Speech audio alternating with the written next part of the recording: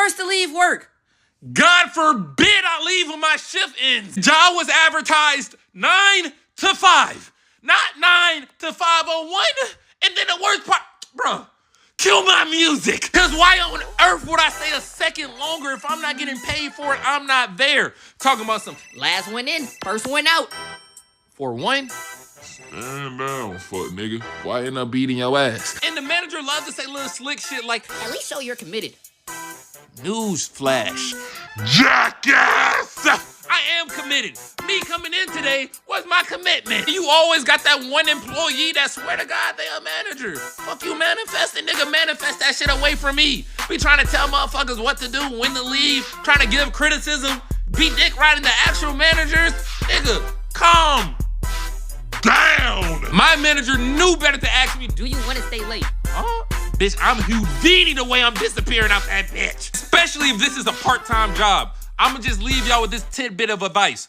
Work your wage, not your worth. Just because you work hard as hell do not mean that $11 is gonna go up. At the end of the day, nigga, you still gonna get $11.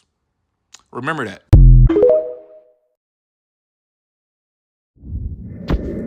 I just seen a post on Twitter that said the minimum wage in a lot of places still is $7.25.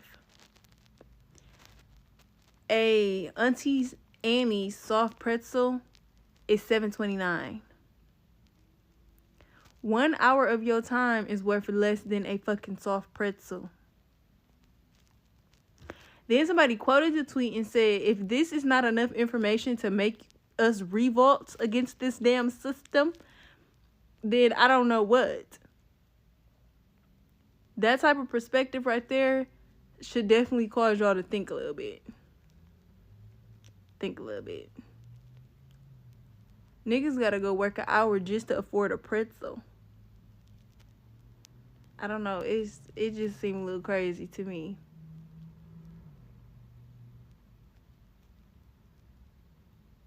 We gotta do something about this shit, man.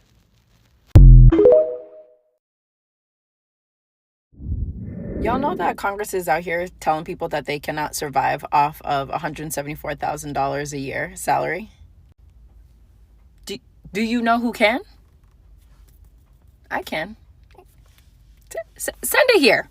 Send that 174 over here. Let me show you what I can do with 174. Baby, I would be living my best life. I would have a healthy savings. I would be paying down on my mortgage, my credit cards. I'd get a new car. I'd travel. I think I could do it. Not to mention, I do live in one of the most expensive states in the country, Massachusetts. So if I could live off 174, and I'm not anybody special. If I could do it, surely they can do it. And only work 86 days a year or whatever it is that they did last year. They was barely working. So what you mean? Sounds like poor money management. Sounds like you don't need to be running a country.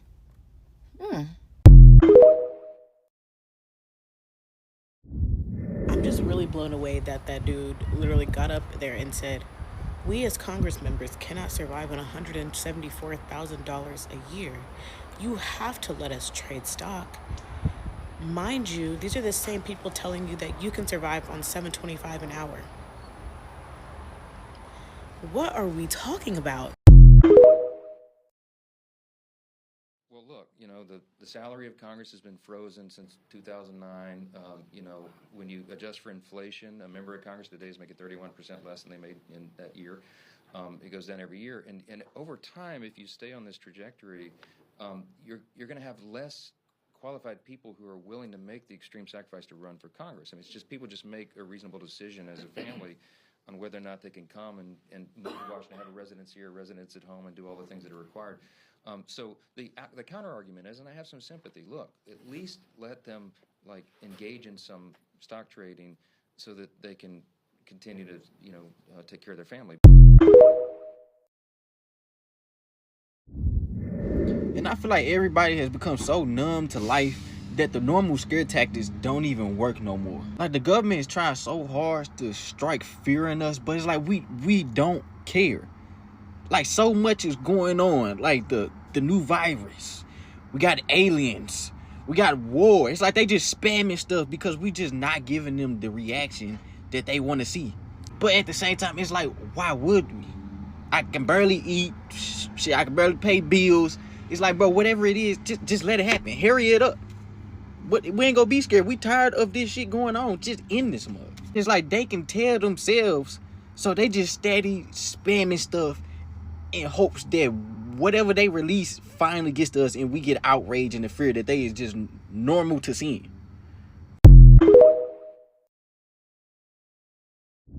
If you guys are not mad enough, if I'm so mad I can't even form sentences. If you are not mad about what Mike Johnson said about how Congress, they need insider trading, because how can they survive on this money? They only have to serve 2 terms to qualify for lifelong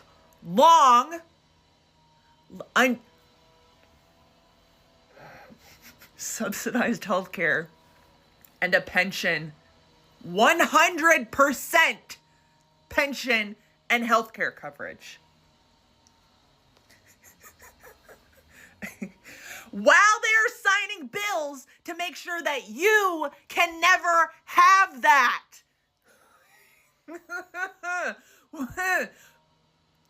Why aren't you mad? Why aren't you mad? CEOs have finally taken notice of the fact that most Americans are broke.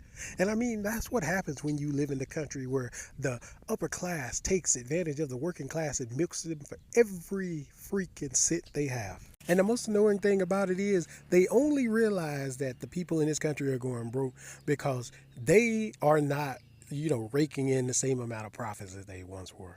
It's like a corrupt king who is used to a certain amount of food every night. Like he's used to a feast every night.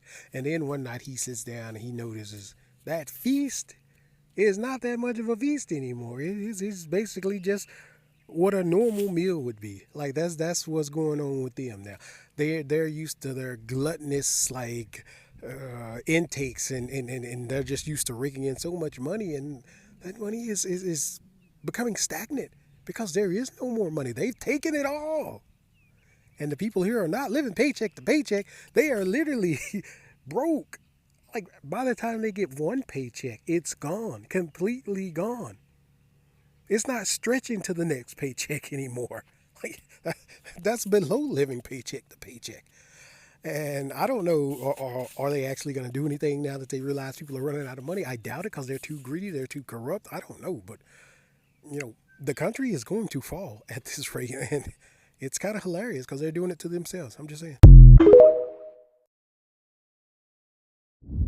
Bro, a lot of these jobs be low vibrational for real, bro. All of these jobs, bro. I'm not gonna say a lot of them, all of them, bro. Except for ones that you got to get certified for, and you're making good, decent money, bro. All these jobs, like this second job I got, this is just for some extra money to save, extra money to invest and stuff. This little job ain't nothing for real, but it's just I don't know, bro. I can't wait to get my a big job, what they call it. A real man job or something like that. And then some girls be saying big girl job, but yeah, anyways, because I can sit in the car and make these videos and talk and stuff all day, and make a whole bunch of videos, but it's this is not even the content I really want to do. Like my other page, I be streaming and stuff. That's what I love doing, streaming, and I might start dancing on TikTok, bro. That's what TikTok was originally for. But yeah, because this, I ain't gonna lie, I gotta get up out of here. I ain't gonna lie, I can't do this no more. I can't. Minimum wage should not be the same price as 1 gallon of gas. No one should have to work an hour of work to only be able to afford 1 gallon of gas. Stop telling people to choose a better job. You didn't have to choose a better job back then. Minimum wage was set in place so that people would be able to work full time and take care of their home, have food, have transportation, and apparently be able to go on a couple of vacations because that's what they was able to do back then. So that means you need to work about 14 hours to be able to put a tank of gas in your car to be able to get to the job. We're not even talking about living expenses. We're not talking about food. We're not talking about you have children, you have a family, There's no reason people should have full-time jobs and be sleeping in their car because they cannot afford to pay the rent that is ridiculously high right now. I can't even imagine being a college student and needing to pay for an apartment and splitting rent, splitting what, $2,500, splitting that between 3 people. No college student should have to do that. Really and truly, no adult should be paying $2,500 for an average apartment that was $1,250 6 years ago. Now, we will always know that when working for an employer, they're not going to pay you what you feel like you're worth, nor will they give you equity in the company. They don't care about you. I just finished sneezing, so excuse my eyes. But you have to realize that you are just basically like a line item to these companies, to these employers. And it is your duty to find a way to own some type of equity in different companies. That's why I embrace the stock market. That's me personally. You do what you want to do, but this is me personally. I can have ownership in these companies without being the CEO of the company. I keep telling you, these CEOs, these high executives, whatever, they get ultra rich and ultra wealthy off of their assets. If it's a publicly traded company, you know? While regular employees struggle off of wages. I keep saying that your wages are capped. Your wages are stagnant. Your wages don't move. You're hoping for a 1% or a 2% raise like that's going to change your life drastically. It is not. It's going to keep you running in place. Because while you get that raise, guess what? Inflation is here.